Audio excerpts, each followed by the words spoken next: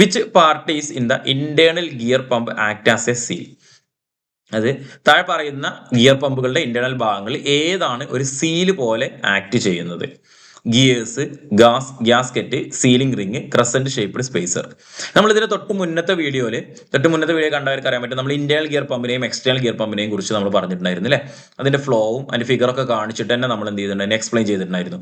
എന്താണ് internal gear pump, എന്താണ് external gear pump എന്നൊക്കെ. നമുക്ക് കുറേ അധികം പമ്പുകളെ കുറിച്ച് നമുക്ക് പഠിക്കാനുണ്ട്. ഓരോ പമ്പുകളുടെയും വർക്കിംഗ് നമുക്കറിയണം. അതിലെങ്ങനെയാണ് അതിൽ ഫ്ലൂയിഡിന്റെ ഫ്ലോ അല്ലെങ്കിൽ ലിക്വിഡിന്റെ ഫ്ലോ എങ്ങനെ സംഭവിക്കുന്നു എന്നുള്ള കാര്യങ്ങളൊക്കെ നമ്മൾ അറിയണം. അപ്പോൾ ഇന്റേണൽ ഗിയർ പമ്പിൽ അകത്ത് സീലായിട്ട് ആക്ട് ചെയ്യുന്നത് ആരാണ് എന്നാണ് ചോദിക്കുന്നത്.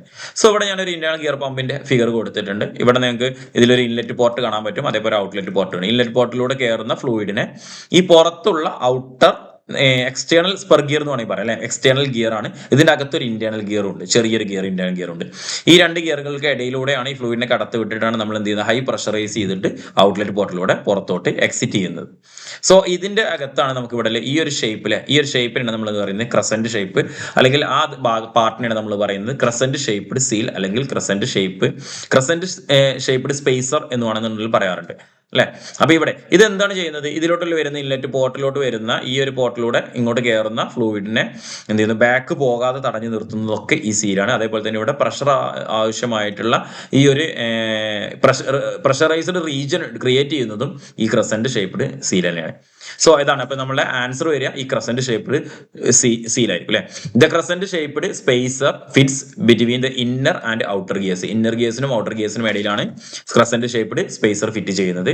It separates the inlet and outlet chambers and prevent fluid from flowing back, thus acting as a sealing element. അപ്പോൾ ഇൻലെറ്റ് ആയിട്ടുള്ളതും ഔട്ട്ലെറ്റ് ആയിട്ടുള്ളതും ചേംബറിനെ തമ്മിൽ സെപ്പറേറ്റ് ചെയ്യുന്നത് ഈ ക്രസന്റ് ഷേപ്പ് ആയിരിക്കും. അതോടൊപ്പം തന്നെ ഈ വന്ന കയറിയായിട്ടുള്ള എൻ്റർ ആയിട്ടുള്ള ഫ്ലൂയിഡിനെ റിട്ടേൺ ആയിട്ട് ബാക്കിലോട്ട് പോകുന്നത് അല്ലെ, ബാക്കിലോട്ട് ഫ്ലോ ചെയ്യുന്നത് തടഞ്ഞു നിർത്തുന്നത് ആരായിരിക്കും, ഈ ക്രസന്റ് ഷേപ്പ് ആയിരിക്കും.